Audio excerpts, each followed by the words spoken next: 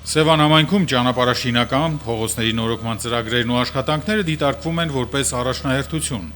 Վերջին տարիներին միմյանց են հաջորդում ոլորտային սուբվենցիոն եւ ընթացիկ ծրագրերը, որոնց շնորհիվ ներհամայնքային մի շարք ճանապարհներ եւ բակային տարածքներ ստացել են երկրորդ շնչառություն։ Համաձայն առկա նախագծանախահաշվային փաստաթղթերի, օրերս Սևանում մեկնարկել են մի շարք փողոցների ասֆալտբետոնյա ծածկույթի փոսային նորոգման եւ ճաքալեցման աշխատանքները։ Գործընթացում ընդգրկված են 1 տասնյակից ավելի փողոցների ասֆալտբետոնյա ծածկույթի փոսային նորոգման աշխատանքներ։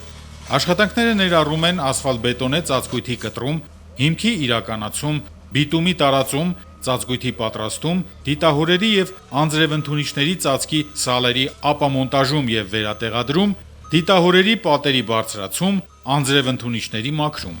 Աշխատանքներն ընդգրկում են 5780 քառակուսի մետր ասֆալտապատում եւ 10780 գծամետր ճաքալեցում։ Ծրագրի պայմանագրային արժեքը 49 միլիոն 440 հազար դրամ է, որն հատկացվելու է համայնքային բյուջեի միջոցներից։